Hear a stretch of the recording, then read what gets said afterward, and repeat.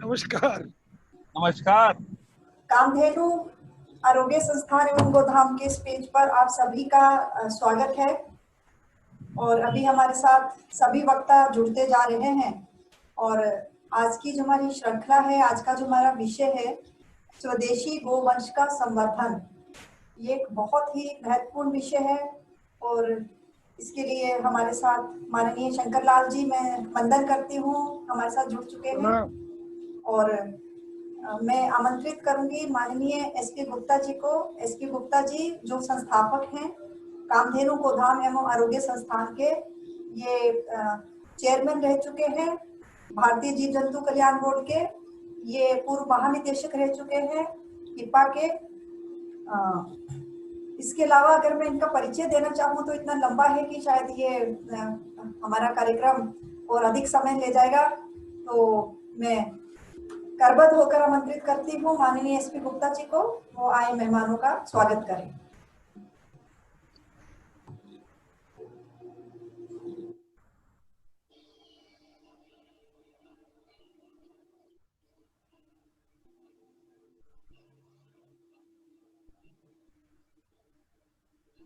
सभी देशवासियों को, गो भक्तों को, सभी को मेरा प्रणाम। आज के इस आत्मनिर्भर भारत की श्रृंखला में मैं आज का जो विषय है हमारा स्वदेशी गो नस्ल का संवर्धन,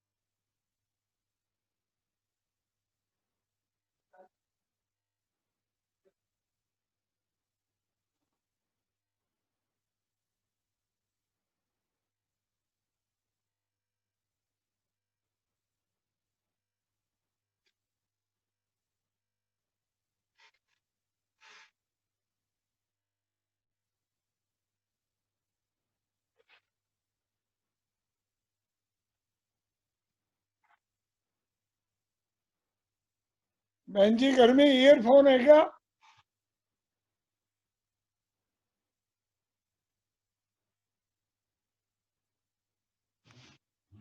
पूछो ईयरफोन है क्या?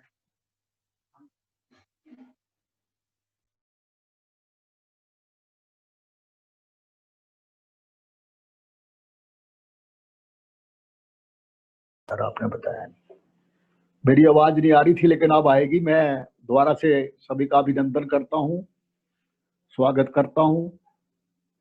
ये स्वदेशी गोवंश का संवर्धन आज का बड़ा सार्थक विषय है। और इस वीडियो नहीं आ रहा। अब ठीक है? हाँ जी। ये बड़ा सार्थक विषय है आज का। और इस पे श्रद्धेय शंकर लाल जी जो अखिल भारतीय प्रमुख है गौ सेवा के, राष्ट्रीय स्वयंसेवक संघ के, उनका सानिध्य हमें बार बार मिलता रहता है। ये हमारा सौभाग्य है। और जैसा मैंने बताया, उनका जितना अनुभव गौ सेवा में इसमें लगा, 35 साल से ऊपर उनका इसमें अनुभव है। और सारा समय वो देश में घूमते रहते हैं, प्रसार करते रहते हैं। और गो विज्ञान, ज्ञान विज्ञान दोनों पर ही उनका मास्टरी है। और भीष्म पितामह माने जाते हैं गो की जो भी कोई विषय है उसके ऊपर इनका अनेकों इन्होंने बुक्स जो है किताबें लिखी हैं। और उनके द्वारा बहुत सा ज्ञान लोगों को ज्ञान की प्राप्ति होती है। तो मैं आज वो हमारे बीच में उपस्थित हैं, उनका कामधेनु गोधाम आरोग्य संस्थान की ओर से उनका अभिनंदन करता हूँ, स्वागत करता हूँ। दूसरा, डॉक्टर एस.के. मित्तल जी, जो कर्नाटका गो सेवा आयोग के उपाध्यक्ष भी हैं, एनिमल वेलफेयर बोर्ड के कर्नाटका के, और भारतीय जीव जंतु कल्याण बोर्ड से भी वो किसी न किसी रूप में शुरू से जुड़े रहे हैं। उनका भी मैं अभिनंदन करता हूँ, स्वागत करता हूँ। और बीच में बहुत से लोग एक जो गो संवर्धन के ऊपर देश में जो लगे हुए हैं, जो हमने काफी लोगों से इसमें अनुरोध किया है, जैसे गोपाल सुतारिया जी हैं जो बंसीधर गौशाला अहमदाबाद से, वो भी जुड़ेंगे। उनका भी गिर गाय के ऊपर बहुत अच्छा संवर्धन का कार्य है। इसी प्रकार दक्षिण में से हैदराबाद और दूसरे प्रांत से भी लोग जुड़ेंगे। मैं उनका सबका अभिनंदन करता हूं जो भी जुड़ेंगे इसमें। लेकिन आज का जो विषय है मुख्य रूप से जो नस्ल सुधार के अंदर, मैंने जैसे कहा बहुत ही आवश्यक है ये आज। और इसमें थोड़ी सी 2 मिनट में थोड़ी सी बैकग्राउंड में ये बताना चाहूंगा, जो भारतीय गाय के जो नस्लें हैं, वैसे दुनिया में इतनी नस्लें कहीं भी नहीं है। पहले तो 100 से ऊपर नस्लें होती थी, और आज भी 34 से 36 नस्लें तो शुद्ध मानी जाती हैं। बाकी अनेकों नस्लें अज्ञात हैं, जिनकी जो बहुत से रूप में वो उपलब्ध हैं यहाँ पर। लेकिन इनको बचाना बहुत जरूरी है, क्योंकि जो गाय हमारी स्वदेशी इंडियन गाय है, उसका मुकाबला किसी भी कोई भी दुनिया की गाय से किसी भी रूप में कंपैरिजन नहीं हो सकता। जो गुण इसमें है वो किसी और गाय में नहीं है। और आपको जैसे पीछे जानकारी दी गई थी, 1930 में 100 गिर गाय ब्राजील में गई थी, और वहां पर ब्राजील की जो इकोनॉमी है, जैसे हमारे पहले नंबर 1 सोने की चिड़िया जैसे भारत माना जाता था, नंबर 1 इकोनॉमी होती थी, तो गोवंश के कारण नहीं होती थी। तो आज ब्राजील की इकोनॉमी भी तीसरी और चौथी इकोनॉमी मानी जाती है, ब्रिक कंट्रीज में वो भी साथ जुड़ा हुआ है। तो उसका आधार भी गोवंश ही है। आज वो विश्व का एक ऐसा देश है जहां 98% इंडियन गाय है वहां गिर।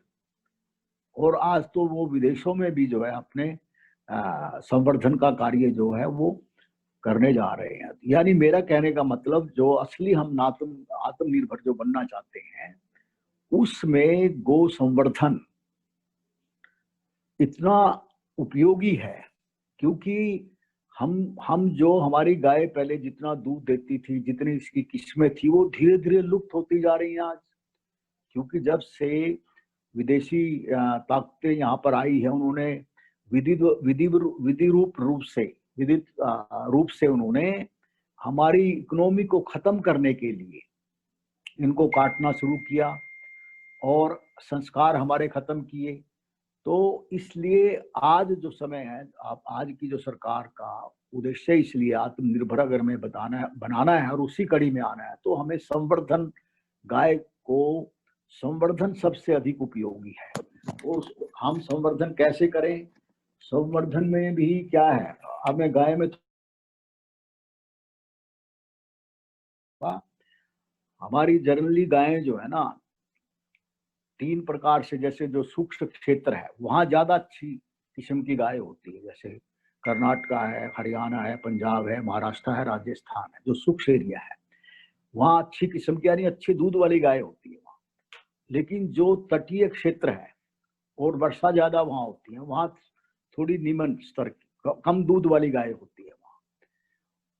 और वहां भारवाही गाय भी नहीं होती। और जो तीसरा जो एरिया मध्यम स्तर की होती है, जो बाकी का एरिया है हमारा, तो इसमें जो 3 प्रकार की हमारी ज्यादा वह है गाय।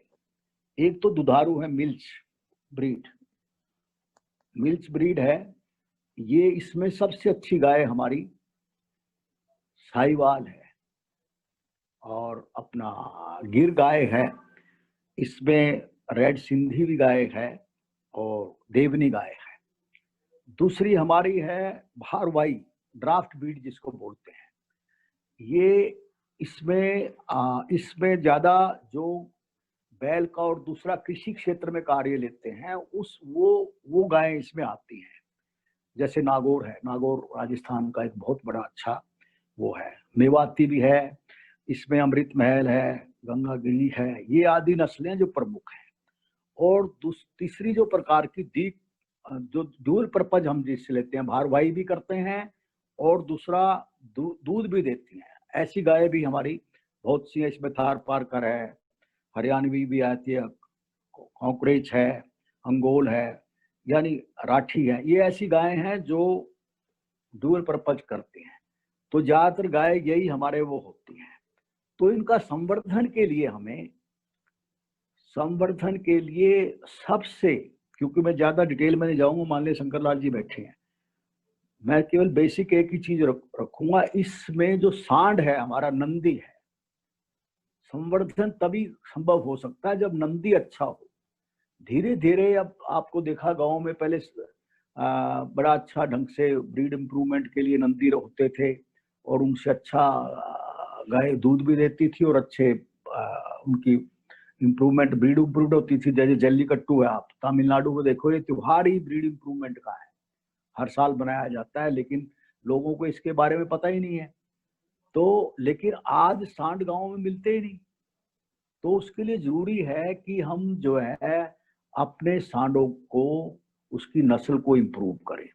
अगर सांड अच्छे होंगे तो जो गाय, आज क्या है लोगों की रिक्वायरमेंट क्या है, जो दूध ज्यादा दे तभी वो गाय रखेंगे, और दूध तभी देगी जब हम उसका संवर्धन अच्छे सांड से करेंगे। और इसमें तो मैं यही अनुरोध करूंगा भी, अच्छे सांड के लिए कुछ एनजीओज लगी हुई हैं, जैसे अपने स्वामी चिन्मयानंद जी आ रहे हैं, वो उन्होंने नूर महल जालंधर में इतना अच्छा, उन्होंने साहिवाल के ऊपर एक बड़ा अच्छा काम किया है और सारे देश में वो अपना नंदी वहां पर भेज रहे हैं। तो उससे बड़ी क्रांति सी आई है देश में। इसी प्रकार जैसे मैंने अहमदाबाद में कहा, अपना गोपाल जी कर रहे हैं, और भी बहुत से लोग कर रहे हैं। तो सांड का होना बहुत ही जरूरी है। सांड के लिए हमें प्रयास करना चाहिए। और सांड भी कैसे हो इसमें, ताकि नेक्स्ट जनरेशन उसको उपयोग ना करे, तो संक्रमित ना हो, इसके लिए 3 साल तक मैं समझता हूँ सांड को चेंज कर लेना चाहिए।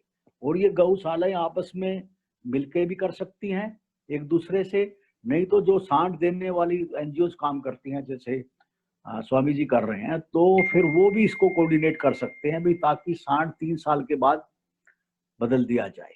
तो इस प्रकार सारे देश में क्रांति आ जाए। तो ब्रीड, ये सांड को भी, सांड की इम्प्रूवमेंट के लिए भी अलग से, जैसे हम गौशालाएं बनाते हैं, इसकी जरूरत है बहुत ज्यादा। लोगों को इसकी जानकारी ही नहीं है। अब हम कई बार ढूंढते हैं, जितनी हमारी रिसर्च इंस्टीट्यूट है, NDR है या दूसरे गवर्नमेंट की इंस्टीट्यूशन है, कहीं पर अच्छे सांड नहीं मिलते।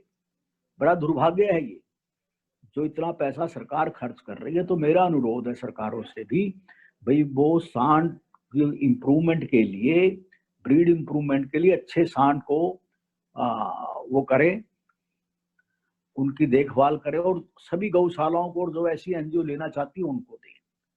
तो मैं ज्यादा कुछ न कहता हुआ, और इसमें अच्छा, क्योंकि माननीय शंकर लाल जी हैं और जो दूसरे लोग जुड़ेंगे उनसे करेंगे, तो पहले मैं सुखविंदर जी को कहूंगा वो इसमें जो है आगे का कार्यक्रम जो है वो शुरू करें।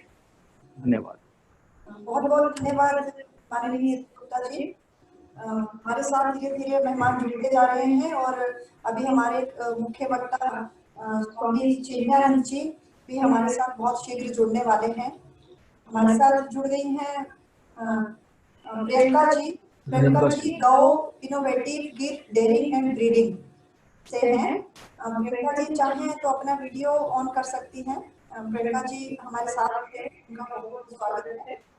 और हमारे साथ शशि दीदी भी जुड़ गई हैं, जो चेयरमैन हैं कामधेनु की, उनका भी बहुत बहुत स्वागत है। और इसके साथ ही माननीय SK मित्तल जी, जो बहुत लंबे समय से हमारे साथ जुड़े हुए हैं, और इनका मार्गदर्शन हमें मिलता है। और आज भी हम चाहेंगे कि ये विषय पर अपने विचार प्रस्तुत करें। भारतीय जीव जंतु कल्याण बोर्ड कर्नाटका से माननीय SK मित्तल जी, आपका बहुत बहुत स्वागत है। और आज का जो विषय है हमारा स्वदेशी गोवंश का संवर्धन।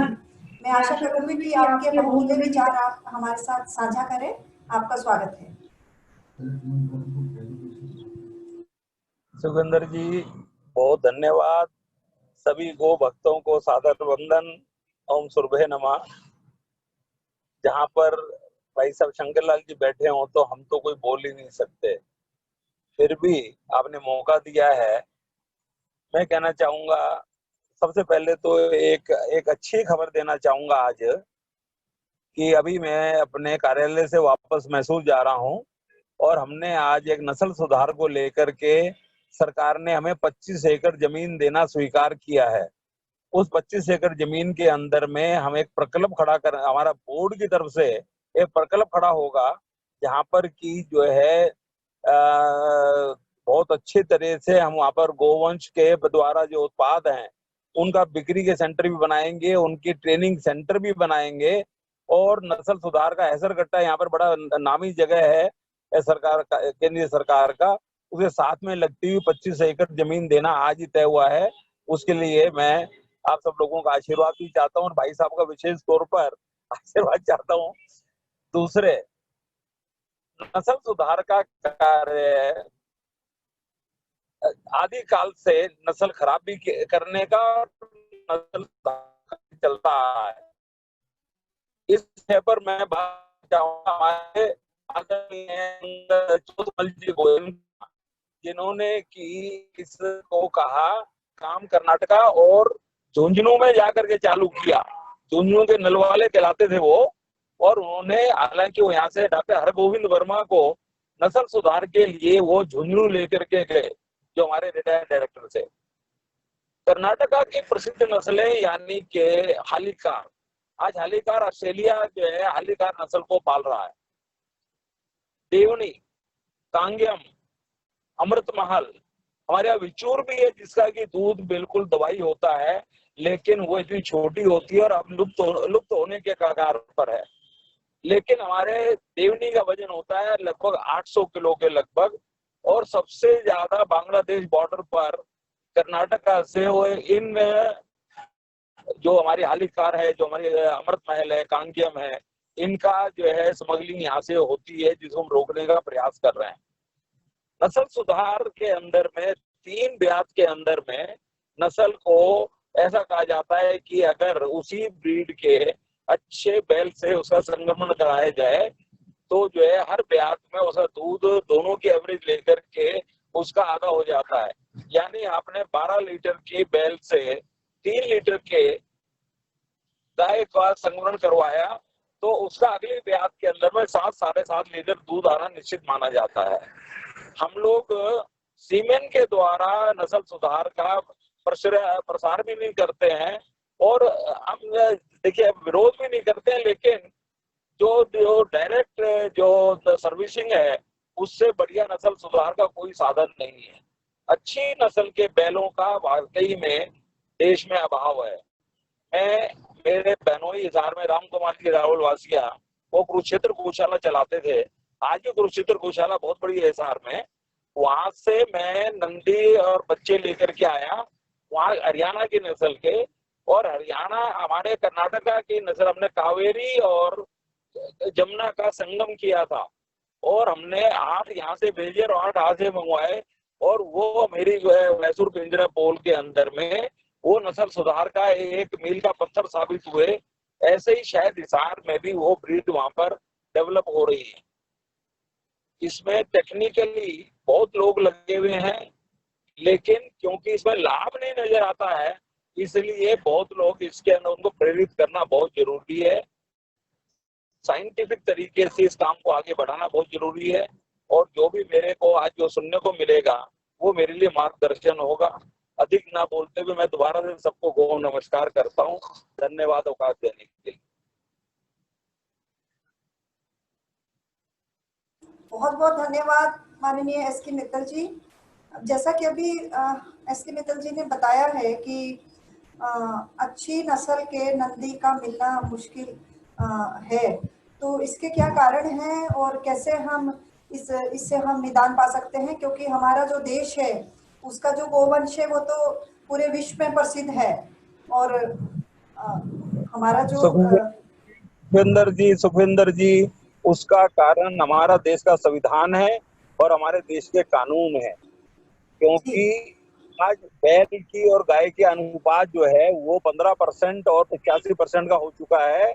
और वजन के हिसाब से जब बैल बेचे जाते हैं, वो जो है अच्छी नस्ल के बैलों के, जब उसको एक बैल का अगर 800 किलो का बैल जाता है बांग्लादेश, तो उसका 4.5 लाख रुपया उसको मिल जाता है। और अगर एक ट्रक के अंदर में वो 20 बैल भर के बेचता है तो उसको 70-80 लाख रुपए मिल जाते हैं।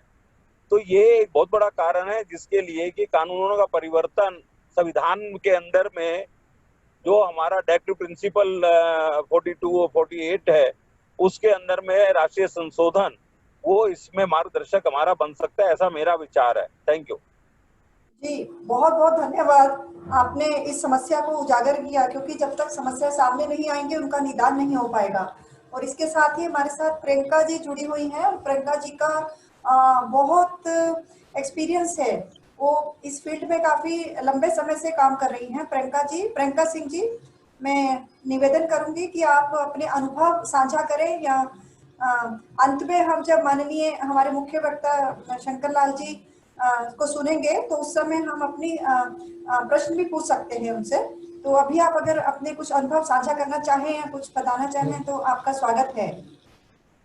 प्रियंका जी। प्रणाम, सभी आदरणीय जनों को प्रणाम। मैं कानपुर से प्रियंका सिंह। पिछले 3 साल पहले बचपन से एक घर में देखा था देसी गौवंश रखना। वो एक मन में चलता रहा और ये था कि नहीं, मुझे रखना है, देसी गौवंश रखना है। पहले कुछ मन हुआ था गंगा तीरी का, लेकिन मुझे कहीं बहुत अच्छी गंगा तीरी जो मन को बहुत भाए नहीं मिल पा रही थी। फिर वहां से मैं मोल्ड हो गई एक गिर के लिए। 2 गाय रखने का मेरा मन था। 2 गाय से दिलाते दिलाते ठाकुर जी ने मुझे 12 गाय दिलाई। क्योंकि जब मैंने 2 गाय गुजरात में देखी तो ट्रैवल का एक बहुत बड़ा प्रॉब्लम था। ये हुआ कि फेयर इतना लगना है, तो मैं 2 से 4 पे आई। 4 से बाई रोड में लाना नहीं चाह रही थी, तो रेलवे में जब कांटेक्ट करा, उन्होंने बोला मिनिमम आप 10 एनिमल्स ले जाएंगे। तो आते आते मेरे पास 12 गाय आई। 12 गाय से ये सफर 3 साल पहले मैंने शुरू करा। अभी मेरे पास उनसे बढ़ते बढ़ते 46 की फैमिली हो गई है। बहुत थोड़ी सी जगह है कानपुर में मेरे पास में अभी। तो मुझे भी पहले ब्रीडिंग के बारे में बिल्कुल भी नहीं पता था। यूपी में ही एक झांसी के पास जगह है मऊरानीपुर, वहां पर एक ब्रजेश पाठक भैया जी हैं, जिनके पास में तकरीबन 150 गिर गौवंश है और 3 बहुत अच्छी नस्ल के उनके पास में बुल हैं। उन्होंने ही मुझे वहां से अपने यहाँ से एक बछड़ा दिया, गोपाल जी, जो कि भागीरथ और गड़रिया भावनगर के 29 नंबर भावनगर माँ है, उनके बच्चे हैं। उनके यहाँ से फिर मैं लाई। अभी उसकी शायद एक जनरेशन मेरे यहाँ बहुत जल्दी तैयार हो जाएगी। तो मुझे भी यही फिर कहीं ना कहीं मन में आने लगा कि नहीं, जो ब्रीडिंग है वही मेन है, और उसी पे आकर के जब तक हम नहीं खड़े होंगे तब तक कहीं से भी हम गायों को नहीं बचा सकते हैं। आदरणीय शंकर लाल भैया जी का बहुत मैंने सुना है, क्योंकि कानपुर में बहुत बड़ी गौशाला है, बहुत ही गौशाला, बहुत कुछ सीखना चाहा उनसे, लेकिन वो लोग नहीं सिखाते हैं। ये मेरा दुर्भाग्य था। अभी बस मेरे मन में एक सवाल है कि जब तक हम लोग सेक्स सीमन को नहीं रोकेंगे, अगर 99% फीमेल ही आती रहेंगी तो अच्छे बुल्स नहीं तैयार हो पाएंगे, जो मुझे लगता है। बाकी आप सभी लोगों से मार्गदर्शन चाहिए, जिससे मैं आगे अपने प्रयास को जारी कर रखूं। धन्यवाद।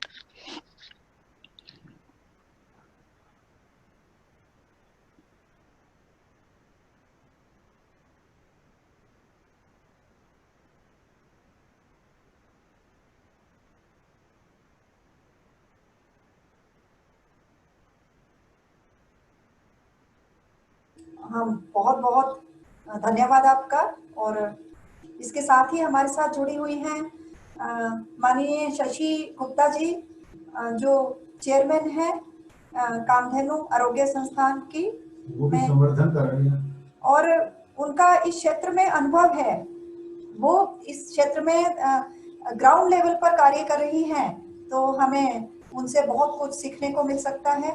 तो मैं स्वागत करती हूँ माननीय शशि गुप्ता जी का, वो अपने विचार हमारे साथ साझा करें आज के विषय को लेकर।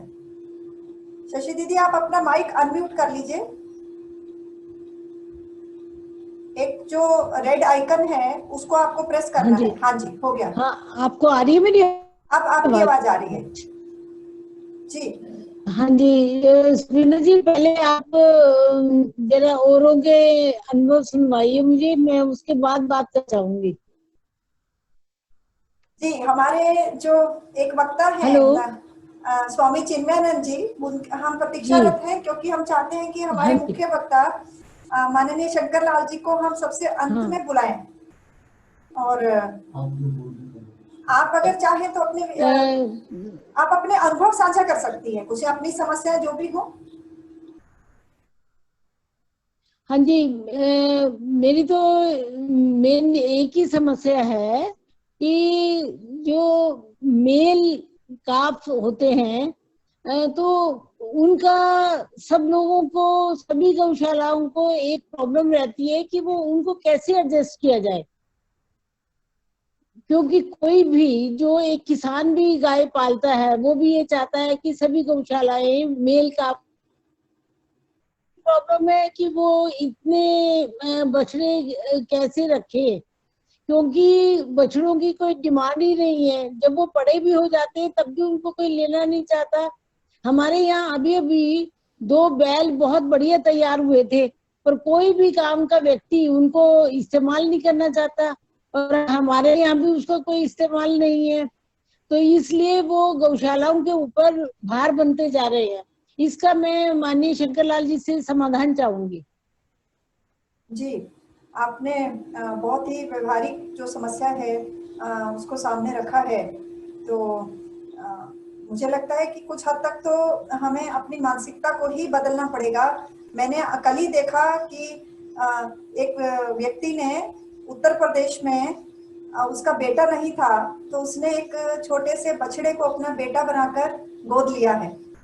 उसका पूरा विवरण मैंने उस पे देखा, फेसबुक के ऊपर था, तो बहुत अच्छा लगा, क्योंकि कहीं ना कहीं मानसिकता को बदलने की आवश्यकता है। इसके बारे में जो विस्तार से तो हमारे मुख्य वक्ता ही हमें मार्गदर्शन कर पाएंगे। तो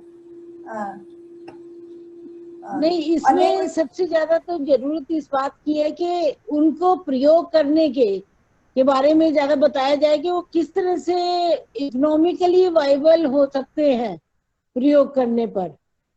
जी, बहुत बहुत धन्यवाद इनको अब इसके लिए जो हम सभी जो दर्शक भी हैं और हमारे वक्ता भी हैं, तो मुझे लगता है ये सही समय है हमें हमारे मुख्य वक्ता को आमंत्रित करने के लिए। तो मैं अखिल भारतीय गौ सेवा प्रमुख एवं राष्ट्रीय स्वयंसेवक संघ से वंदन करते हुए आमंत्रित करूंगी माननीय शंकर लाल जी को कि समस्याएं बहुत सारी हैं और समाधान चाहिए। तो आपका बहुत बहुत स्वागत है।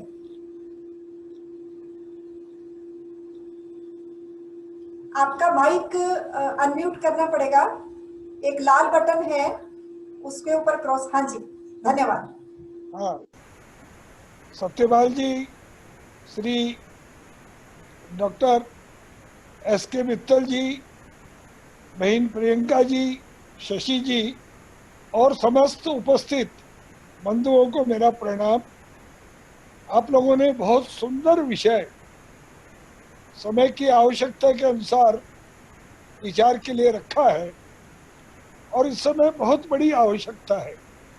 और अभी शशि जी ने जो प्रश्न किया कि बछड़ों का, बैलों का क्या करें, वो भी एक महत्व का विषय है। तो इस सब पर विचार करेंगे। तो हमारा जो आज का विषय है कि और गौ संवर्धन अपने भारत का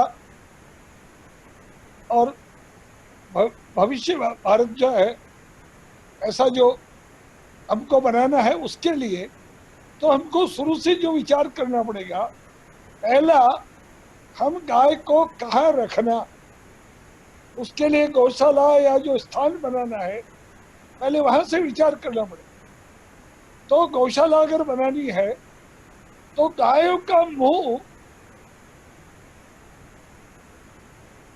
टेल टू टेल न हो, और जो हम खड़ा करने का स्थान बनाएंगे तो अगर बड़ी गाय है तो 8 फुट चौड़ा और जितनी हमारे पास लंबाई है, छोटी गाय है तो 6 फुट चौड़ा, उसके बाद 2 फुट की नाद या खुरली जिसमें हम चारा डालेंगे, बीच में एक 6-7 फुट का और रास्ता, उसके बाद फिर नाद 2 फुट की, उसको नीचे से 1 फुट उसका भराव करके वो 2 फुट ऊंची, ताकि गाय को ज्यादा झुकना न पड़े। उसके बाद 8 फुट और दोनों तरफ एक 6 इंच चौड़ी 4 इंच गहरी नाली, और ये जो हम उसका प्लेटफॉर्म बनाएंगे उसका जो फर्श है वो खड़ी ईंट के खरंजे का फर्श बनाएंगे, सीमेंट का नहीं बनाएंगे। सीमेंट का बनाने पर गाय स्लिप होती है, वो उसको चोट लगने की संभावना है, फिर वो सर्दी में ठंडी रहती है, गर्मी में गर्म हो जाती है, वो स्वास्थ्य के लिए भी हानिकारक है। तो खड़ी ईंट वो गर्मी में ठंडी रहती है, सर्दी में गर्म रहती है, उसका प्लेटफॉर्म जहाँ गाय खड़ी हो बनाना। इसके बाद वो जो और गाय को जो खुराक देनी है, वो खुराक में गाय का जितना वजन है, मानो 300 किलो वजन है, तो 300 किलो के लिए 1% दाना बाटा, 2% सूखा चारा ड्राई पाउडर, 4% हरा चारा ग्रीन पाउडर, 12% पानी, ये उसको देना है। तो रोज का दिन भर का 3 किलो दाना सुबह शाम देना है और पका कर देना है उसका। और विवरण यह है कि होली से दिवाली जो चीज सर्दी में पैदा होती है उसको गर्मी में खिलाया जाए तो उसकी प्रकृति ठंडी रहती है। जो चीज गर्मी में पैदा होती है उसको दिवाली से होली सर्दी में खिलाया जाए। तो होली से दिवाली में 1.25 किलो जौ या गेहूं का दलिया, इसमें कार्बोहाइड्रेट्स रहते हैं, 200 ग्राम दाल की चूरी, चना है और जो ऐसी चूरी है इसमें प्रोटीन रहते हैं, 25 ग्राम सतावरी चूर्ण, 25 ग्राम तेल,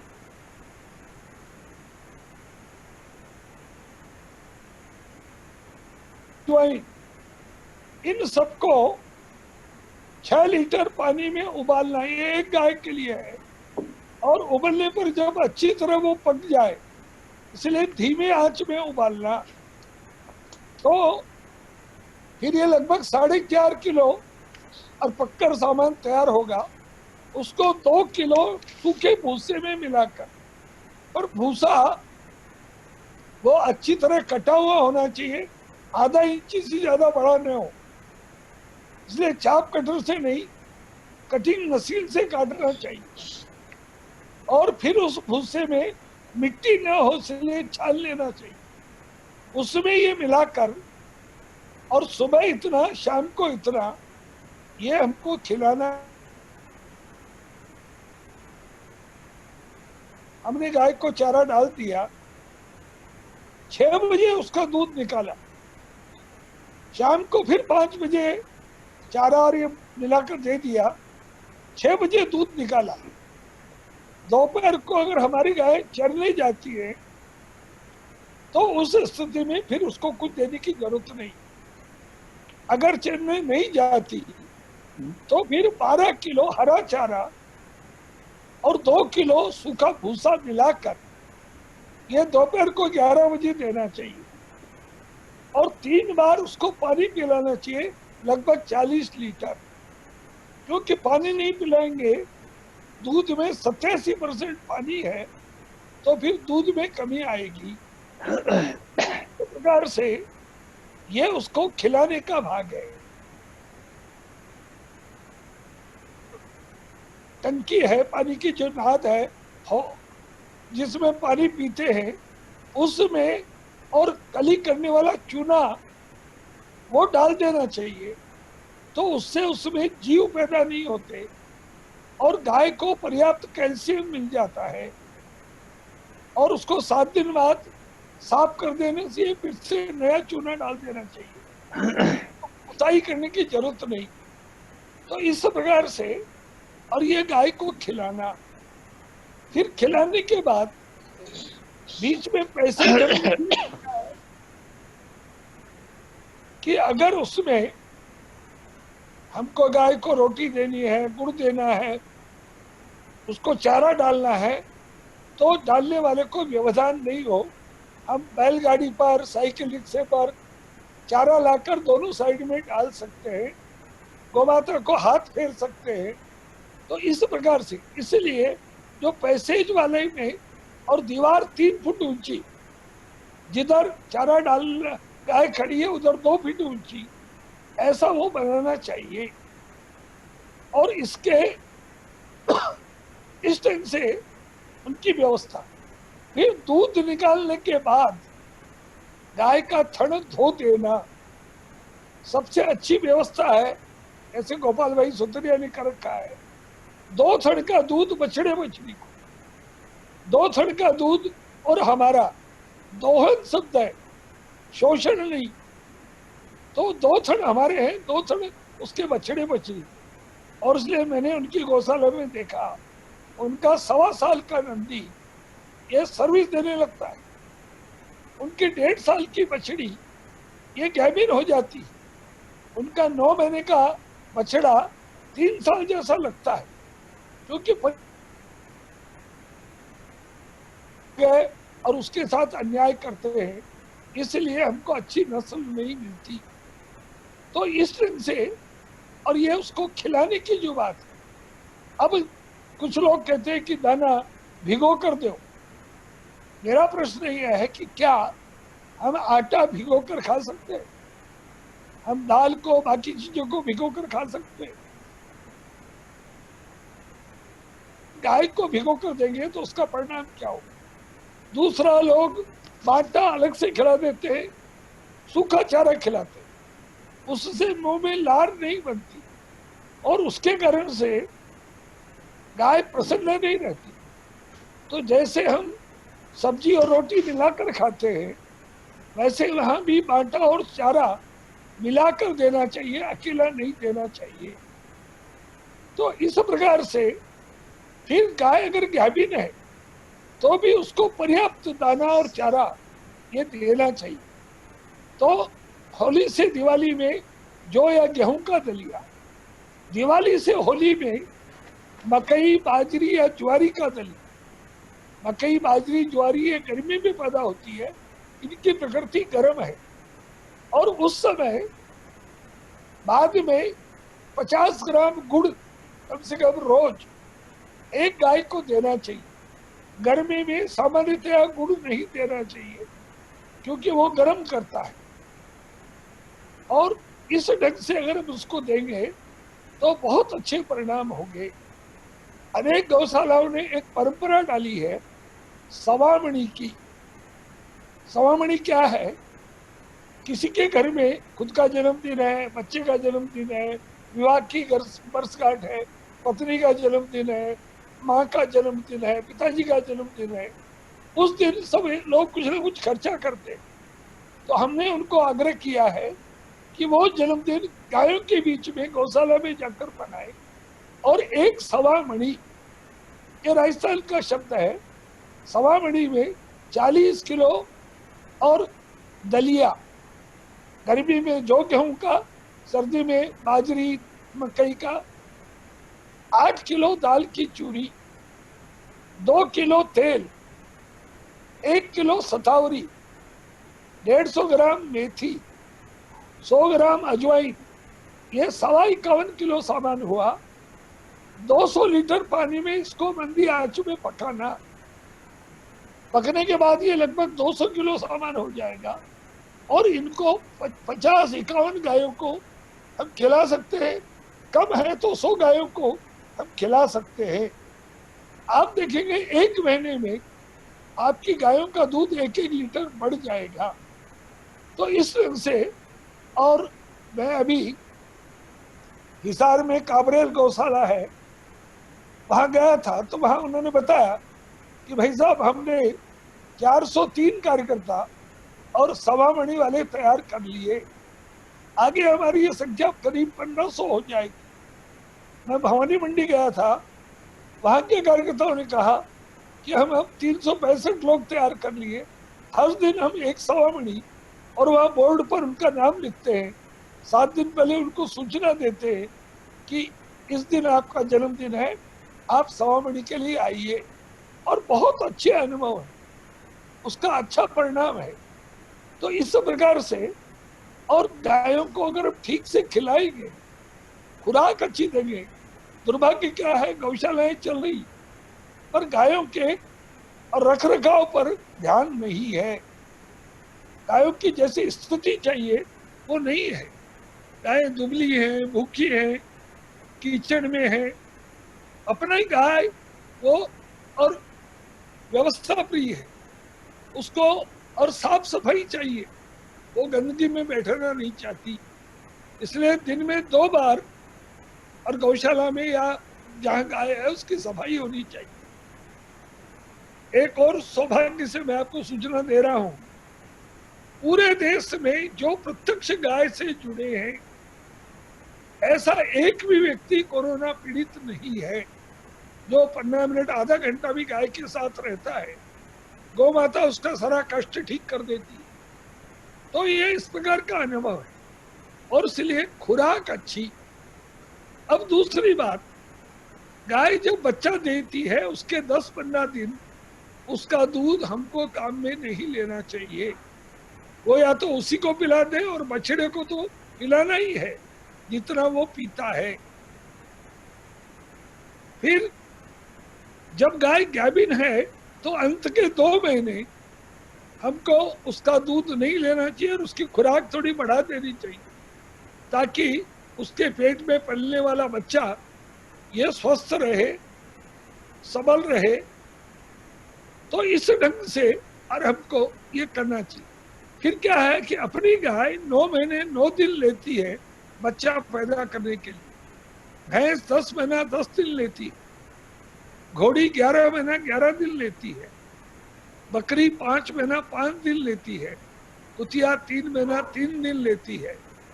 तो ये जो गाय का प्रसव काल है, उस प्रसव काल में गाय की सब प्रकार से सावधान होकर चिंता करनी। 3 बार हीट में आती, तो 3 बार जब वो हीट में आए उसको क्रॉस नहीं करवाना।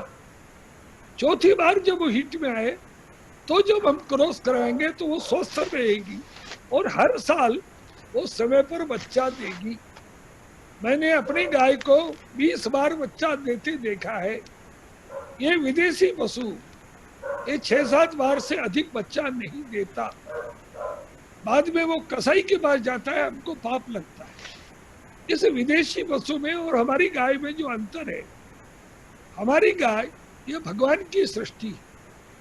समुद्र मंथन में से 5 गायें निकली थी, उसको हमने हमारे ऋषियों देवताओं ने 5 ऋषियों को दिया था। आज भारत की जो संतानें हैं, गायें हैं, वो उन गायों की संतानें हैं।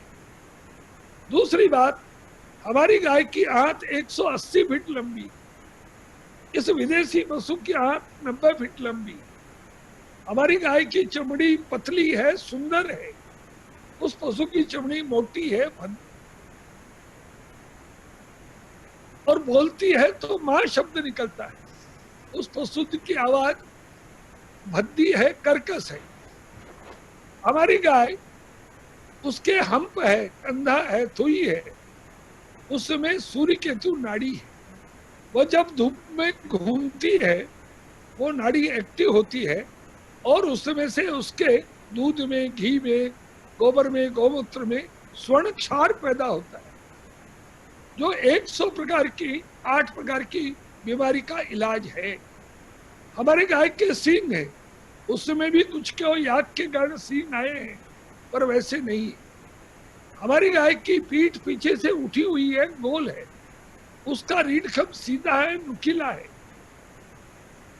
हमारी गाय जब बोलती है तो मां शब्द निकलता है। फिर इसके अलावा और हमारी गाय ये चलता फिरता डॉक्टर है। तो इस प्रकार से जैसा और शशि जी ने कहा कि जो और बच्चे हैं, बछड़े हैं, उनका क्या करें, तो उसके लिए और हमको गाय को दूध के लिए नहीं पालना। गाय का गोबर गोमूत्र दूध से ज्यादा कीमती है। और इसलिए एक बात तो ये ध्यान करिए कि गाय को कभी बेचना नहीं। कोई बहुत ढंग का व्यक्ति है, अपना जानकार है, उसको देना। मृत्यु के बाद गाय को किसी को देना नहीं। तो उसका क्या करना है, वो आपको 40 से 50 लाख रुपए की कीमत मृत्यु के बाद देकर जाएगी। और इसलिए गाय को पहले मृत्यु के बाद 5 फीट लंबा, 5 फुट गहरा, 4 फुट चौड़ा गड्ढा बनाना, उसमें 50 किलो ताजा गोबर, 20 किलो और 50 लीटर पानी घोलकर पहले डाल देना। फिर 20 किलो मोटा नमक, समुद्री नमक, ये उसमें डाल देना। फिर गौमाता को नीचे उतार कर सुला देना, उसकी चमड़ी हड्डी नहीं निकालनी। फिर उस पर 30 किलो नमक और डाल देना। फिर उस पर 100 किलो गोबर, 100 लीटर पानी घोलकर पूरा ढक देना और मिट्टी से उसकी समाधि बना देना। वर्षा का सिंचाई का पानी अंदर नहीं जाना चाहिए, वो नमक से गलनी चाहिए, पानी से सड़नी नहीं चाहिए। फिर उस पर जाल लगा देना, कुत्ते खराब न करे। 1 साल से 1.5 साल के बीच में निकालना, आपको सुगंधित खाद निकलेगा। हड्डी चमड़ी सब गल जाएगी, केवल खुर बचेंगे, सींग बचेंगे। उन सींग और खुर को अलग कर लीजिए।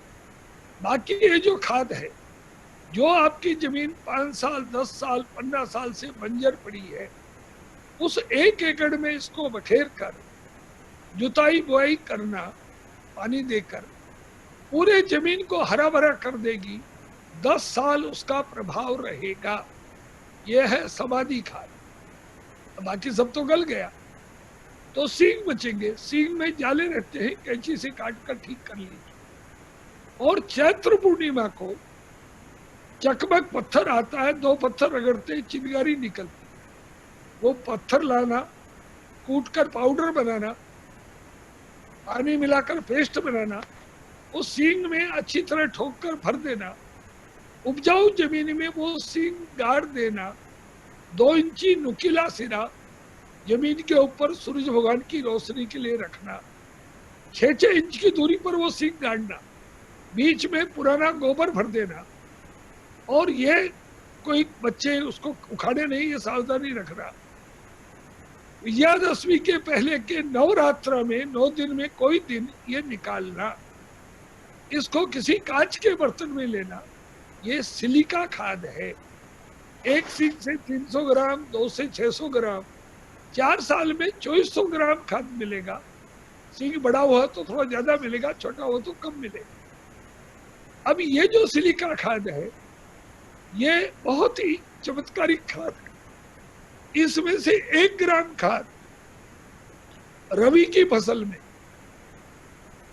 जो गेहूं, चना, सरसों, उसमें जब फसल में 4 पत्ते आ जाए, तब दोबारा जब फूल आने लगे, तब 13 लीटर पानी में 1-1 ग्राम घोलकर हवा में फुहार बनाते हुए 1 एकड़ में स्प्रे करना है।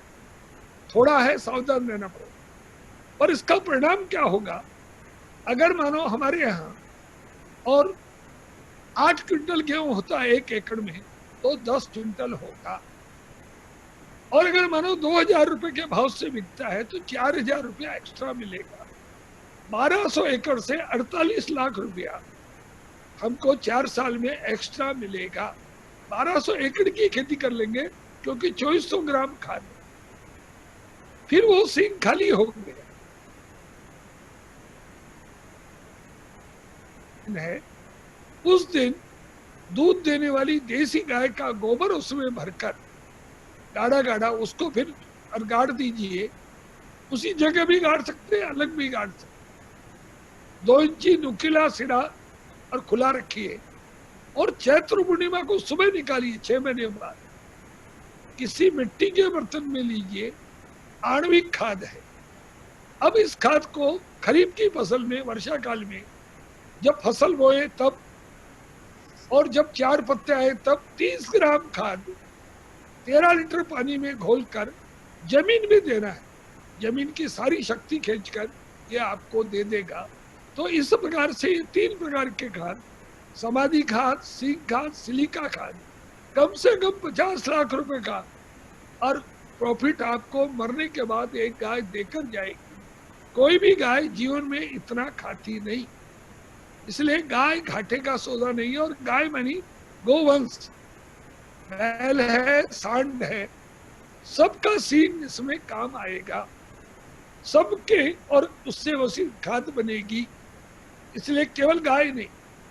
दूसरा, जैसा उन्होंने कहा कि बैलों का क्या करें, तो मैंने कहा कि बैल का गोबर, गौमूत्र, ये खेती में बहुत बड़ा काम आएगा।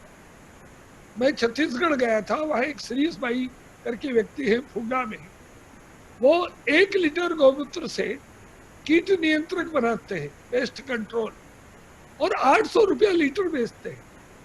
एक गाय दिन भर में 8 लीटर गौमूत्र देती है, बैल थोड़ा ज्यादा देता है, और उससे वो 8000 रुपया रोज एक गाय के, एक बैल के गौमूत्र से कमाते हैं। इस बार हमने और गोबर से गणपति बनाए करीब 1 लाख। इस बार हमने 1 करोड़ से अधिक दीपक बनाए, और बहुत अच्छी आमदनी गौशालाओं को, बनाने वाले कार्यकर्ताओं को, बेचने वालों को मिली, और ये इको फ्रेंडली था। अब जो है हमने बैल से चलने वाला ट्रैक्टर बनाया है, कीमत है 18 से 20 हजार। 5 एकड़ की खेती किसान 2 बैल से कर लेता है। इसी प्रकार से बैल से चलने वाला और जनरेटर बनाया है, 150 फुट तक का पानी 2 बैल से निकाल लेते हैं गियर बॉक्स लगाकर। अब उसी से बिजली पैदा करते हैं। अब गोबर गैस से और बिजली, और गोबर गैस से खाद। तो आज जो हम यूरिया डीएपी डालकर धरती को खराब कर रहे हैं, जहरीली कर रहे हैं, अगर धरती को स्वस्थ रखना है तो गोबर गौमूत्र डालकर हम ठीक कर सकते हैं। फिर हर गांव को बिजली, ये बड़े बड़े पावर हाउस फैक्ट्रियों के लिए, बाकी के लिए रखे, गांव को बिजली हम गोबर से, गोबर गैस से दे सकते हैं। फिर अभी और बड़ौदा के पास एक डॉक्टर और भरत भाई पटेल है, उन्होंने एक कारखाना लगाया है, 7000 किलो और सीबीजी कंप्रेस बायोगैस वो बना रहे हैं। 1 किलो गैस से 40 किलोमीटर कार चलती है। आगे जाकर हम अधिकांश वाहनों को और ईंधन दे देंगे, प्रदूषण नहीं होगा। फिर इसी प्रकार से जामनगर में एक डॉक्टर सिद्धार्थ व्यास है, उन्होंने जामनगर का किचन वेस्ट और गोबर लेकर वो एलपीजी सप्लाई कर रहे हैं पूरे शहर को। तो बहुत बड़ा ऊर्जा का स्रोत ये हमारे बैल गाय हैं, और इसलिए ये हमारे लिए घाटे का सौदा नहीं है। और पिछले एक सत्र में मैंने बताया था कि गाय चलता फिरता डॉक्टर है, तो उसके द्वारा हम सब बीमारी का इलाज और कर सकते हैं। और इसीलिए गाय को दूध के लिए नहीं पालना, दूध तो बाई प्रोडक्ट है और थोड़ा दूध देती है। मानी पहाड़ी गाय 1 लीटर दूध देती है, उस 1 लीटर दूध को भी अगर हम दही बनाकर उसको मथ कर उसमें जो मक्खन निकाल कर, और उस मक्खन से जो घी निकलेगा लगभग 40 ग्राम, उससे और एक व्यक्ति के माइग्रेन, आंदासीसी, डिप्रेशन, नींद नहीं आती, खर्राटे आते हैं, पैरालिसिस, साइनस, एलर्जी, मंदबुद्धि, पागलपन, ये सब बीमारी ठीक कर लेंगे। और उसके जो तपाते समय जो और छाछ निकलेगी उससे हम उसकी किल्ली जो चीचड़ इसको ठीक कर लेंगे। जो नीचे छाछ बचेगी उससे पेट की सब बीमारी ठीक कर लेंगे तकरासव बनाकर। और नीचे जो बचेगा वो खेती का और इलाज है। तो इस प्रकार से गाय किसी भी कीमत पर घाटे का सौदा नहीं है, पर उसको मां मानकर, परिवार का सदस्य मानकर प्यार करना, वो सामाजिक प्राणी है। आपने कुछ नहीं खिलाया चलेगा, पर उसको 15 मिनट आधा घंटा रोज प्यार करना ये जरूरी है। तो इस ढंग से अगर हम गाय का संवर्धन करेंगे तो आने वाला समय, मैंने पिछली बार भी कहा था, 9 प्रकार का परिवर्तन, रोग मुक्त भारत, कर्ज मुक्त भारत, प्रदूषण मुक्त भारत, अपराध मुक्त भारत, कुपोषण मुक्त भारत, व्यसन मुक्त भारत, अन्न युक्त भारत, ऊर्जा युक्त भारत और रोजगार युक्त भारत बनाकर स्वावलंबी, सुखी, संपन्न, समर्थ और आत्मनिर्भर भारत हम बना सकेंगे। अभी मुझे इतना ही कहना है। किसी को कोई भी बात पूछनी हो तो बताइए। जी मेरा एक प्रश्न है।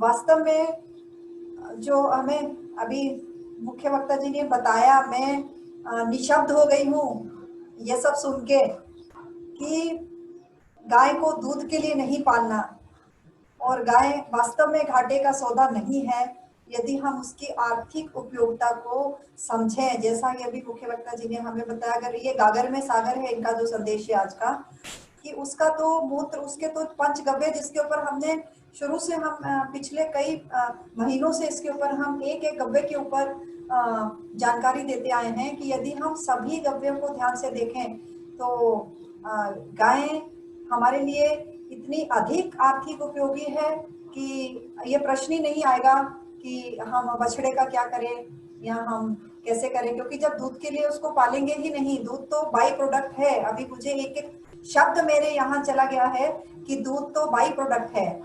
तो बहुत बहुत हृदय से धन्यवाद माननीय शंकरलाल जी का हमारा ज्ञानवर्धन करने के लिए। और इसी बीच हमारे साथ हम बहुत समय से इंतजार कर रहे थे, स्वामी चिन्मयानंद जी संवाहक दिव्य ज्योति जागृति से हमारे साथ जुड़ गए हैं। और प्रश्न उत्तर के हमारा जो क्रम आएगा समस्या का, उससे पहले मैं आदेश चाहूंगी मुख्य वक्ता जी से कि हम माननीय स्वामी चिन्मयानंद जी को सुने आज के विषय पर उनके विचार। और आज का हमारा जैसे विषय है कि स्वदेशी गोवंश का संवर्धन, तो स्वामी चिन्मयानंद जी का स्वागत है। स्वामी जी नमस्कार। नमस्कार। मैं इससे पहले स्वामी जी बोले, मैं थोड़ा सा पीछे है। स्वामी चिन्मयानंद जी जो हैं, देखिए भारतवर्ष में जो अपनी साहिवाल गाय है उनका सुधार, संवर्धन इतना अच्छे ढंग से कर रहे हैं ये जालंधर में नूर महल में। और भारत सरकार ने इनको फर्स्ट जो है प्राइज, इनाम जो है दिया इस दिव्य ज्योति जो ये वहां पर संस्थान से गौशाला चला रहे हैं। मैंने अपने संस्थान में विबल सिंह से बहुत अच्छे साल लिए शंकरलाल जी। इतना अच्छा, बहुत अच्छा इन्होंने सारे कंट्री में आज जहां पर जरूरत होती है वो भेज रहे हैं। हम लोगों को इनसे मतलब इनका अनुसरण करना चाहिए, जो गौशाला वाले हैं, दूसरे लोग जो संवर्धन करना चाहते हैं। तो हमारा मुख्य आज पर्पज था, स्वामी जी ने, मैं उनका धन्यवाद करता हूं कि उन्होंने समय दिया ये आज आए यहाँ पर, और उनको प्रणाम भी करता हूँ। तो इन्होंने नस्ल इम्प्रूवमेंट की हर तरीके से, जैसे आप गोपाल जी ने भी आना है आज, पता नहीं वो जुड़ नहीं पाए, गिर गाय में वो कर रहे हैं गोपाल जी। इसी तरह साहिवाल में सारे भारतवर्ष में और जगह जगह इन्होंने, दिल्ली में भी यहाँ पर एक केंद्र स्थापित किया, वहां पर भी सांड जो है ये अच्छे सांड जो है उपलब्ध करा रहे हैं और बहुत इम्प्रूवमेंट इनमें हुई है। तो मैं इनका अभिनंदन करता हूँ और श्रोताओं से निवेदन करता हूँ कि भाई वो इनके ज्ञान का फायदा उठाएं और ये समय समय पर प्रवचन भी करते रहते हैं इसके ऊपर। धन्यवाद स्वामी जी। सत्यपाल जी, बीच में मैं 2 जानकारी देता हूँ। हाँ जी। एक तो और बेंगलोर में डॉक्टर केपी रमेश, उन्होंने देवनी को और 12 लीटर पर लाए हैं। और ऐसे ही विजयवाड़ा में एक अनिल जी करके व्यक्ति हैं, हाँ जी। वो ओंगोल को 14 लीटर पर लाए हैं। और तीसरा अपने सूर्यकांत जालान डगमगपुर, वहां वो गंगा तीरी को 16 लीटर पर लाए हैं। अच्छा अच्छा, तो ये अच्छा प्रयास जगह जगह हो रहे हैं।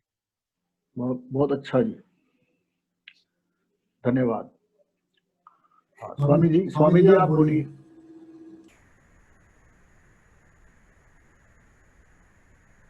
स्वामी जी, आपसे अनुरोध है कि आप अपना माइक अनम्यूट कर लें। सामने एक लाल रंग का बटन होगा जिसके ऊपर एक लाइन बनी हुई है, आपको बस उस पर क्लिक करना है।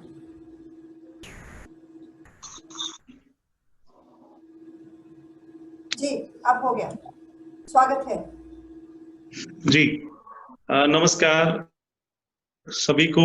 माननीय शंकर लाल जी आपको नमस्कार, एसपी गुप्ता जी, और हाँ जी, मैं सबको धन्यवाद देता हूं कि आप लोगों ने मुझे यहाँ पर बुलाया, समय दिया।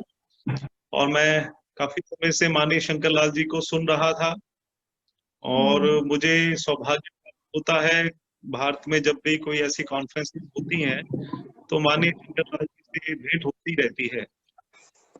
और ये कोरोना के कारण हम काफी सालों से नहीं मिल पा रहे, लेकिन आज मुलाकात हो गई माननीय शंकर जी और 3-4 बार हम यहाँ पधारे हैं। आप सभी मुझे सुन पा रहे हैं? तो मैं ये कहना चाह रहा था कि काफी बातें मेरे ख्याल से तो शंकर लाल जी ने गागर में सागर भर दिया है, क्योंकि हर एक एस्पेक्ट को उन्होंने बहुत अच्छे से उसका व्याख्यान किया है। जैसे लास्ट में ये बात आई कि दूध को बाय प्रोडक्ट मान लेते हैं, लेकिन मैं इस बाय प्रोडक्ट पे ही बोलूंगा, because there is a need to breed our indigenous cattle in India. हमें उन सभी नस्लों का संरक्षण करना चाहिए जो हमारी भारत भूमि पे है।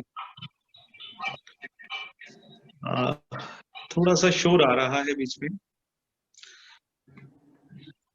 भारत की सभी नस्लें, चाहे वो साहिवाल है, गिर है, अंगोट मेरा है, श्रोताओं से अनुरोध है कि अपना माइक अनम्यूट ना करें, म्यूट कर लें। धन्यवाद जी। जितनी भी नस्लें हैं उत्तर भारत से लेकर दक्षिण भारत तक, सभी नस्लें ही हमारे लिए आदरणीय हैं और हमें सभी नस्लों पे कार्य करना चाहिए। गुरुदेव सर्वश्री आशुतोष महाराज जी की कृपा से हमने दिल्ली गौशाला, नूरमहल गौशाला, मलकों की डाबा वाली मलोट गौशाला, भोपाल गौशाला, बिहार गौशाला, इवन कुरुक्षेत्र में भी है। हम लगभग 5 नस्लों पे काम कर रहे हैं, जिसमें साहिवाल है, प्रमुखता साहिवाल है, थारपारकर है, राठी है, हरियाणा नस्ल है और गिर नस्ल है। इन नस्लों के ऊपर हम संवर्धन का कार्य कर रहे हैं, और लेकिन पूरे भारत की सभी नस्लों पे संवर्धन नहीं हो पाएगा क्योंकि पॉसिबल नहीं है, और ऐसा होना भी नहीं चाहिए, क्योंकि जो दक्षिण भारत की नस्लें हैं वो वहीं पर ही रहें और वहीं पर ही उनके उत्पादन और उनके बाकी जो चीजें हैं उनको साथ लेके चलना चाहिए। लेकिन एक चीज की जो मैं कमी महसूस करता हूँ पूरे भारत में, लास्ट 70 सालों से, 70 ईयर से cross breeding policy has been, वो यहाँ से चल रही है और वो चलती जा रही है, अभी भी चल रही है। इस क्रॉस ब्रीडिंग पॉलिसी के कारण जो हमारी क्षेत्रीय नस्लें थी वो लुप्त होने के कगार पे चली गई। लेकिन आज बहुत अच्छा समय चल रहा है, मौजूदा सरकार के भी बहुत प्रयास हैं देसी गायों को बढ़ाने के लिए, बट स्टिल बहुत से चैलेंजेस हैं जो हमें फेस करने पड़ रहे हैं। एक तो लोगों में इस बात को बताने के लिए कि देसी और अंग्रेजी का अंतर क्या होता है, ये काफी साल लग गए। लेकिन अब मैं कह सकता हूं कि पूरे भारत में लोग अब जागरूक हो चुके हैं। अब यकीन करिएगा, हमें भारत से बहुत से लोगों का फोन आता है कि हमें ये गाय चाहिए, हमें देसी गाय चाहिए, हमें देसी गाय नहीं चाहिए, हमें मतलब कि जो चीज हम सोचते थे आज से 10 साल पहले, आज वो लोगों के मनों में स्थापित हो चुकी है। लेकिन अब समस्या ये आ गई है कि we have very limited numbers of the indigenous cattle in India. हमारे पास बहुत कम संख्या में ही ये नस्लें हैं। अब मांगने वाले लाखों लोग हैं, ये कैसे पॉसिबल है? So first of all we have to multiply these breeds. For that we need elite bulls. हमें नंदी चाहिए, बिना नंदी के गाय नहीं पैदा होगी। और नंदी संवर्धन का मूल है। नंदी इस भारत के, जब हम अशोक सम्राट का जो हमारा चक्र देखते हैं 4 मुख वाले शेरों का, तो उसके बिल्कुल बेस में नंदी की फोटो है। तो नंदी इस देश का, नंदी को धर्म परायण भी उसका एक सांकेतिक रूप में, धर्म भी उसको एक सिग्निफाई करता है। सो हम इसी चीज को लेकर लगे हुए हैं कि मान लीजिए साहीवाल है, तो साहीवाल के बारे में मैं बिल्कुल कह सकता हूं कि अब ये गुरुदेव की कृपा से संरक्षित हो चुकी है नस्ल। लगभग सभी गौशालाओं, हमारी दिव्य ज्योति की जितनी गौशालाएं हैं, मैं कह सकता हूं कि लगभग 1000 के करीब साहीवाल गाय हैं, एलीट काउस, और लगभग 125 नंदी हैं हमारे पास, जिनकी सिलेक्शन हुई है। 15 साल लग गए इस क्रम के अंदर। ये बहुत ही कठिन कार्य होता है। एक साइंसदान, एक साइंस से जो वेटनरी साइंस से जो रिलेटेड है, वो इस चीज को समझ सकेगा कि कैसे डाटा कलेक्शन करनी होती है, कैसे नंदी का चयन एक अपने आप में बहुत बड़ा चैलेंजिंग वर्क होता है। लेकिन हम इसको कर पाए हैं। आज हमारा अपना सीमन स्टेशन है, कामधेनु गौशाला सायर जेनेटिक्स, जिसके अंदर हमने इन नस्लों, इन नंदियों का सीमन जो है वो प्रिजर्व कर लिया है क्रायो प्रिजर्वेशन के अंतर्गत। हाँ, ये बात हमेशा एक विचार अधीन रहती है कि नेचुरल प्रोसेस ही बेस्ट है, सीमन नहीं होना चाहिए। मैं इस बात से सहमत हूं, लेकिन नेचुरल सर्विस के लिए हमारे पास बुल्स की संख्या कितनी है? मतलब कि इन थाउजेंड्स भी नहीं होगी। तो हमें, जब तक हमारे पास पर्याप्त नंदी नहीं होंगे, तब तक हमें इस आर्टिफिशियल इंसेमिनेशन का सहारा ले लेना चाहिए। बुरी बात नहीं है। जब हमारे पास पर्याप्त नंदी हो जाएंगे, तब हम नेचुरल पे आ जाएंगे। अब आप ये कहेंगे कि ये हम तो गौ की बात कर रहे हैं स्वामी जी, बीच में नंदी को क्यों लेकर आ गए? देखिए, नंदी के बिना गाय का कोई आधार नहीं है। आपकी गाय, 10 गाय आपके पास हो, तो जब आपने चारा एक सा देते हैं उन्हें, हर एक चीज, हर एक व्यवस्था एक जैसी करते हैं, लेकिन बाल्टी में जब दूध आता है तो अलग अलग क्यों आ जाता है? एक जैसा ही आना चाहिए। यहां पर नंदी का रोल है। जो इनहेरिटेड जीन्स हैं, जो उसमें हमने डाले थे, वही संतति में वो आएंगे।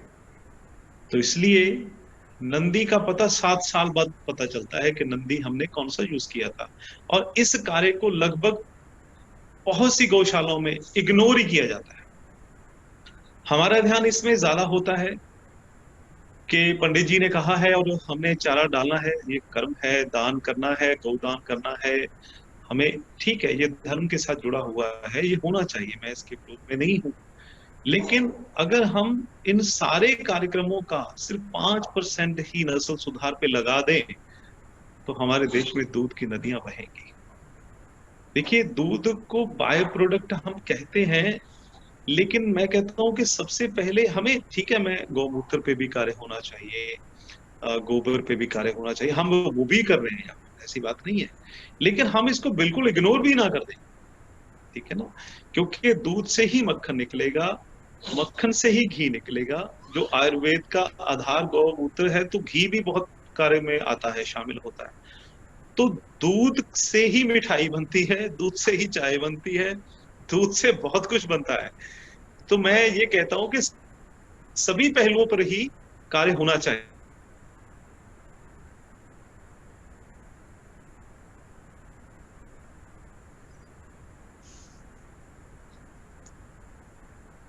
हेलो, दूध को हमें इग्नोर नहीं करना चाहिए।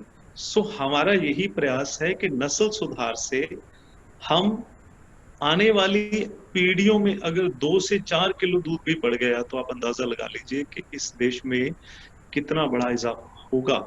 और दूध की कीमत, देसी गाय के दूध की तो इस समय खूब डिमांड है, तो इसलिए हमें दूध पे भी काम करना चाहिए।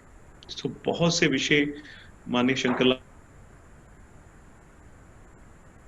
गोबर से, और गाय की जब वो शरीर का त्याग कर जाती है तो वो खाद वाला जो विषय बताया वो बहुत ही महत्वपूर्ण है। और बहुत से विषय आए हैं। मेरा विषय ब्रीडिंग रहता है, नस्ल सुधार रहता है। आज हमारी गौशाला में एक नंदी लेने के लिए, एक बछड़ा लेने के लिए बहुत लोग आते हैं। और जो एक पात्र व्यक्ति होता है, हम ऐसे नहीं देते बछड़ा किसी को, उसमें पात्रता होनी चाहिए कि वो हमारे बीज को संभाल सके। अभी टोहाना गौशाला में लगभग 4-5 नंदी गए हैं, एसपी गुप्ता साहब को भी 2 गए थे। तो धीरे धीरे ये क्रम चल रहा है पूरे भारत में। और हमारा एक सोशल मीडिया पोर्टल है कामधेनु गौशाला यूट्यूब चैनल, उसके ऊपर हम बहुत सी वीडियोस डालते रहते हैं। आप वहां पर विजिट कर सकते हैं अलग अलग विषयों की, क्योंकि विषय बहुत ज्यादा है। यहाँ अगर सभी विषयों पे चर्चा हो तो फिर तो बहुत घंटे लग जाएंगे। सो मैं आप सबका आभारी हूँ। मैं इतना ही कहूंगा कि गाय का, गौ माता की जय तो सदा ही है, लेकिन हम गाय के लिए कर क्या रहे हैं। सबसे बड़ी बात यह है कि बाकी सारी बातें तो अलग हैं, लेकिन हमें सबसे पहले तो गौ पालन करना चाहिए और गाय की नस्ल को सुधारना चाहिए, फिर ही मानव की नस्लें सुधरेगी। कहीं ना कहीं ये जो विकृति विचारों में आई है, उसका कारण ये भी रहा है 70 सालों में कि हमें वो दूध नहीं मिला, माँ के दूध के तुल्य जो दूध था, देसी गाय का दूध, उससे हम वंचित रहे। हमारी संतानें भी वंचित हैं। तो हमारा सबका ये कर्तव्य बनता है कि हम लोग इसको एक मूवमेंट बना दें, एक ऐसी मूवमेंट बना दें कि दुनिया याद करे। और लाखों करोड़ों देसी गाय जब तक भारत में पैदा नहीं होती तब तक हम रुकेंगे नहीं। हम अपने इस मुहिम को लेकर चलते रहेंगे, चाहे वो पहाड़ी गाय 1 किलो वाली ही क्यों ना हो, उसका 1 किलो दूसरी गायों के 20 किलो पे भारी पड़ेगा, क्योंकि वो हर्ब्स खाती है, वो जड़ी बूटियां खाती है। उसके दूध की, उसके गौमूत्र की, उसके गोबर की बड़ी जबरदस्त वैल्यू है। सो हर एक जो प्रजाति है वो बहुत इंपॉर्टेंट है। और हमें सिर्फ चुनिंदा प्रजातियों पे नहीं, हमें सभी प्रजातियों पे काम करने की आवश्यकता है। और आप सभी लोग विशेषज्ञ हैं, आप सभी लोग गौपालन करते हैं। मैं आप सभी गौपालकों को नमस्कार, जय गौ माता, जय गोपाल, धन्यवाद। बहुत बहुत धन्यवाद। तर्कसंगत और सार्थक जानकारी हमें आपसे मिली कि वी नीड टू ब्रीड, हमें और हमारे पास डिमांड भी है। कहीं ना कहीं हमें कड़ियों को आपस में जोड़ने की आवश्यकता है। यदि दोनों चीजें हैं तो केवल एक जुड़ाव चाहिए। और मुझे आशा यही विश्वास है कि जो जैसे ये जो कार्यक्रम हम कर रहे हैं, ऐसे कार्यक्रम से एक सही दिशा मिलेगी आज के विषय से संबंधित जो समस्याएं हैं देश में।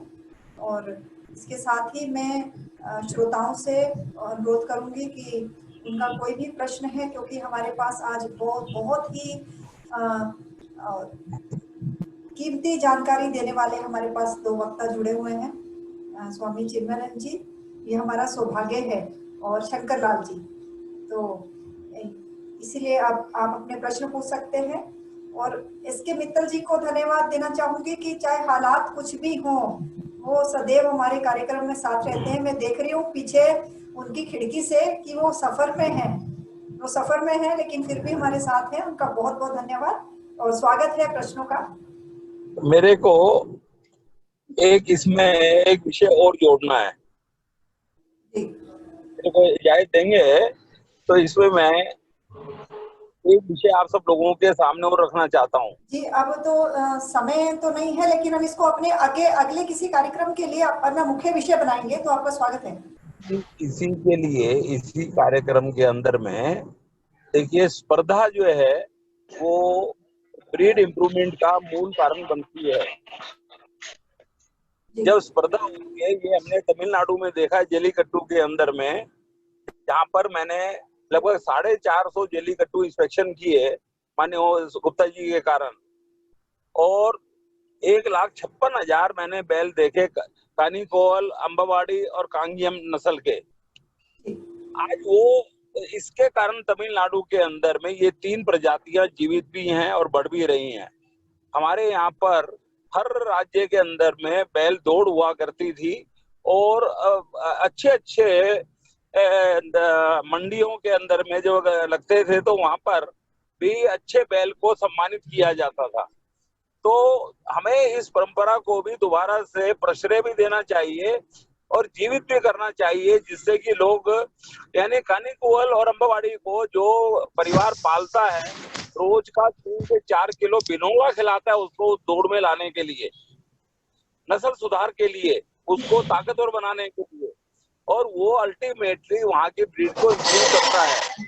तो आज चूंकि हमारा विषय ब्रीड इम्प्रूवमेंट का है, तो ये विषय थोड़ा अछूता था, इसलिए मैं आप सब महानुभावों के सामने लाया हूँ कि हमारे को ये भी एक देखना चाहिए कि जो कुछ लोग जो है इन संप्रदायों का विरोध कर रहे हैं, सुप्रीम कोर्ट में जा रहे हैं, हमारी सरकार ने उसको अलाउ किया है, हम लोगों ने उसका मॉनिटर किया है, क्रूरता रोकी है।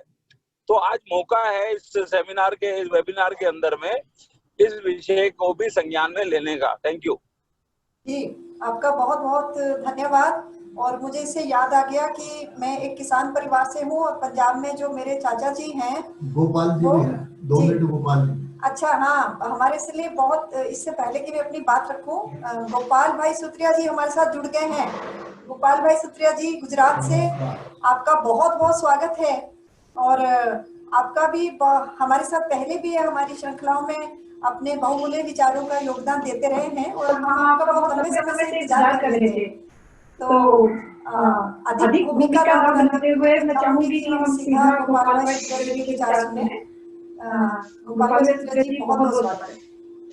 हाँ, गोपाल जी, इससे पहले माननीय शंकरलाल जी आपके बारे में काफी कुछ बता चुके हैं, आपकी गौशाला के बारे में जो संवर्धन कर रहे हैं, और मुझे खुशी है आप अंतिम इस कड़ी में जुड़े और थोड़ा प्रकाश डालेंगे तो सभी जितने भी जुड़े हुए हैं हमारे साथ उनको इसका ज्ञान होगा। तो कृपा करके आप करिए अपना स्टार्ट। जी भाई साहब, सभी माननीय गण को वंदे मातरम, वंदे गौ मातरम। खास तो यहाँ पे लगभग गिर के अंदर 18 टाइप की पेडिग्री हमने मेंटेन करी है, और ब्रीड इंप्रूवमेंट के लिए हमने जो लॉन्ग टर्म पीरियड मेंटेन करती है, बड़ी उम्र तक दूध देती है, उसको हमने बहुत ध्यान में दिया था। तो न इनब्रीड हो न क्रॉस ब्रीड हो। आज जो चेन ऑफ जो इनब्रीड की जो पूरे वर्ल्ड में चल रही है, उसी के द्वारा डिटोरिएशन डीएनए का हुआ है गायों के विषय के अंदर। तो यहाँ पे 15 बच्चे देने के बाद भी गाय पिक किल में 22-25 लीटर तक भी जाती है। तो वो सबसे इम्पोर्टेंट ब्रीड था कि वो लॉन्ग टर्म मेंटेन रहता है, इतनी उम्र के बाद भी वो परफॉर्म करती है। क्यों? एक तो डीएनए अच्छा होना चाहिए, एक भोजन अच्छा होना चाहिए, तो दोनों का कॉम्बिनेशन करते हैं तो परिणाम सुंदर हमको दिखते हैं।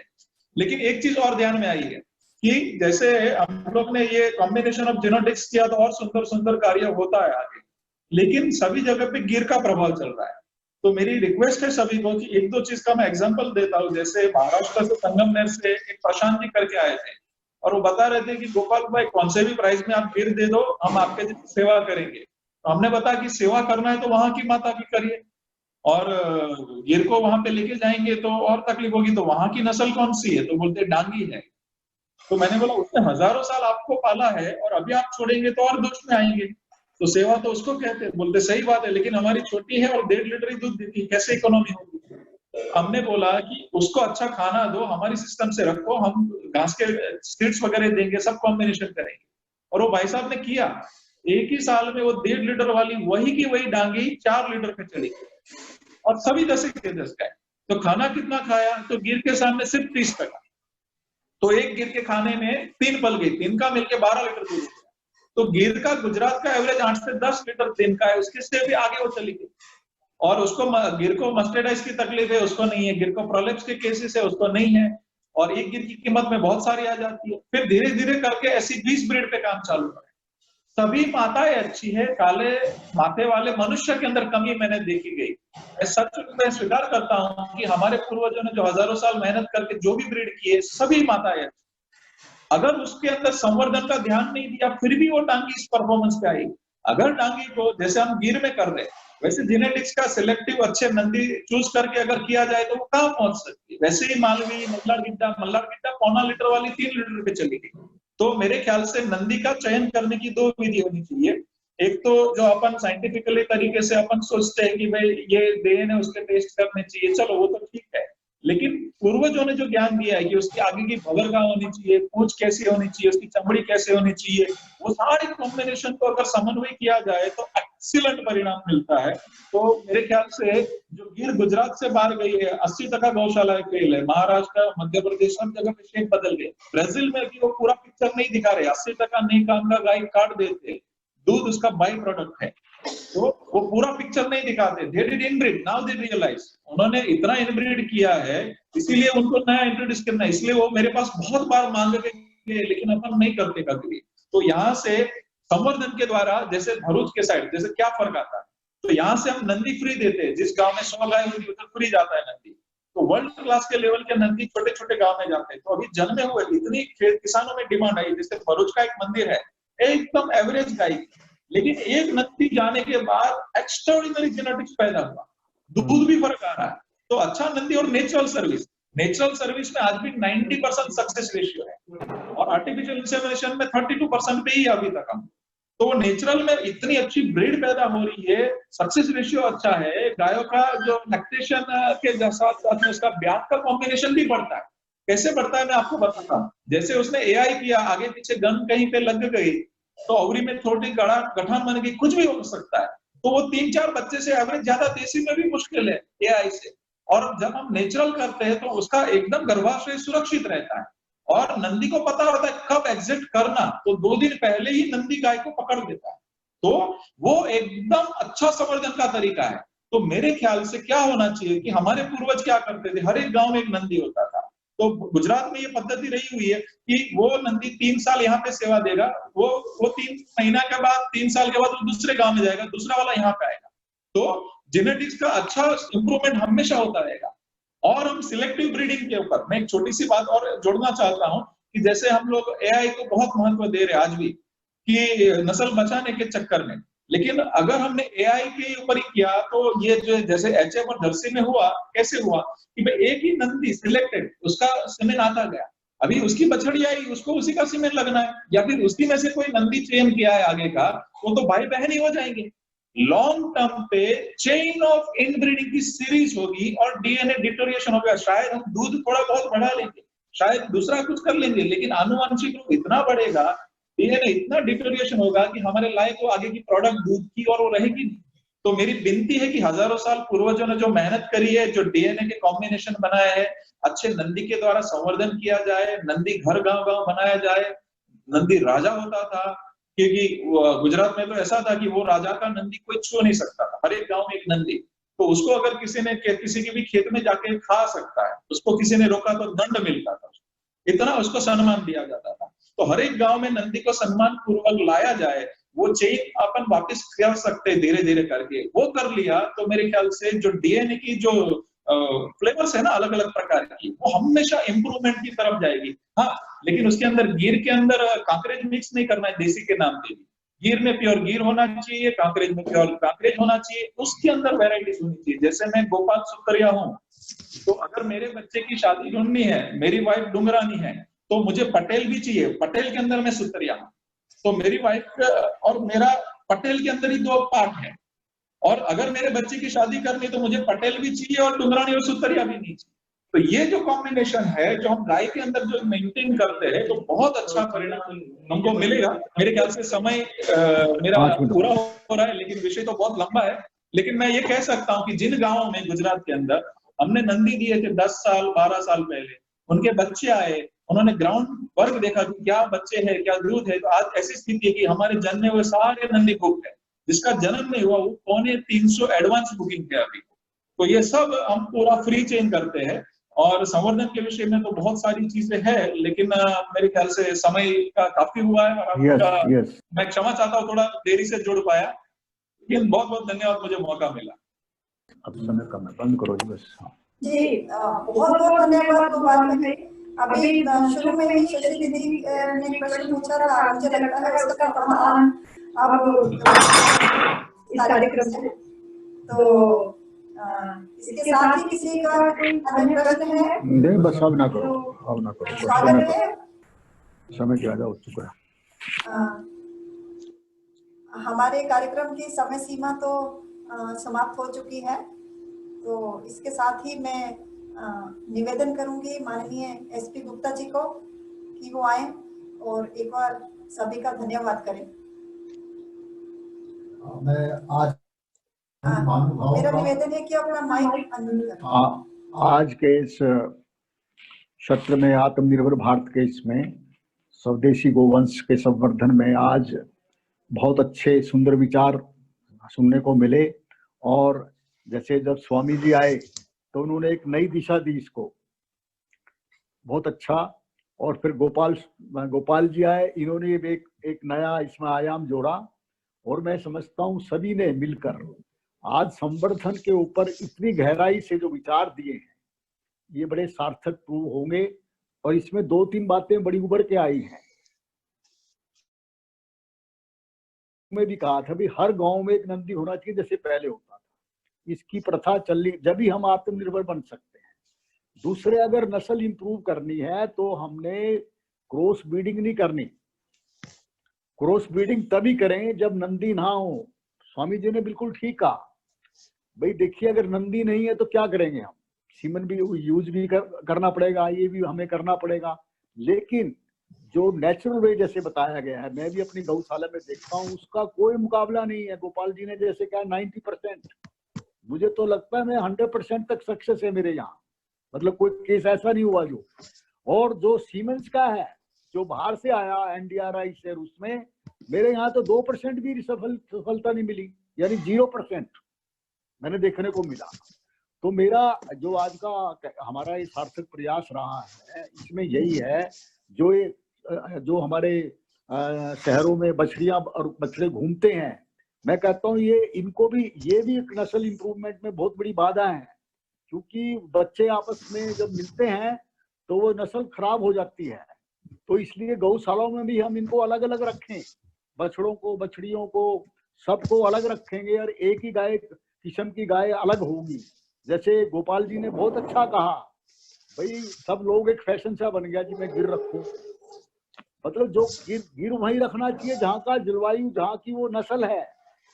अब जैसे साहिवाल जी की है, इन्होंने किया है पंजाब में, स्वामी जी ने इतना अच्छा प्रयास हुआ है, आपने गिर का किया है। इसी प्रकार दूसरी जगह होनी चाहिए, हर एक जगह की जो नस्ल है उसको करेंगे तो उसका ज्यादा फायदा होगा।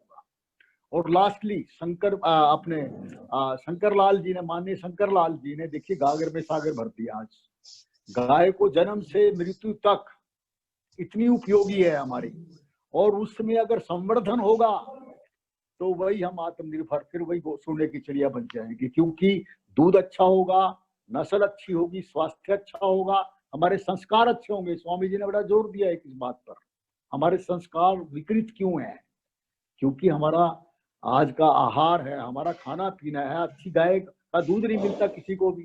तो इसलिए आज सबने बहुत अच्छा वो किया।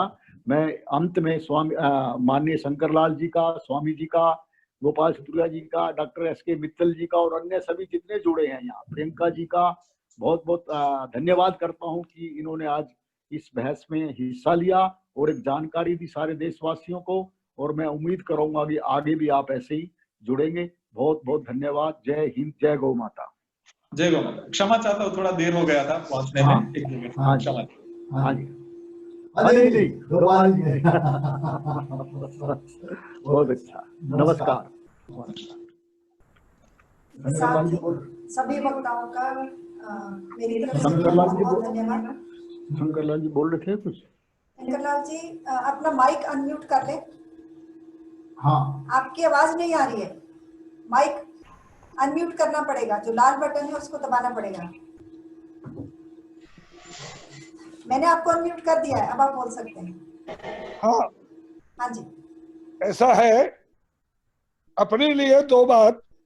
एक तो हमको एक सर्किट बनाना पड़ेगा कि एक और सांड जो है 2.5 साल के बाद दूसरी गौशाला, दूसरी से तीसरी, तीसरी से चौथी, चौथी से पांचवी, पांचवी से छठी, ये बनाना पड़ेगा।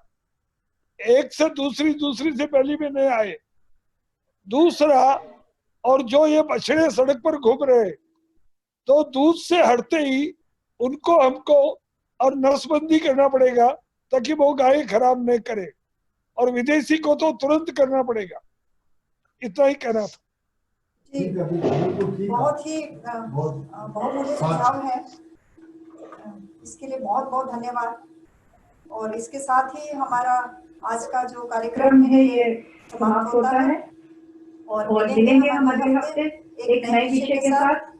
सभी का हार्दिक गहराई से धन्यवाद। सभी को नमस्कार। सभी को नमस्कार। जय गौ माता। जय गौ माता। जय गौ माता। नमस्कार। हम्म।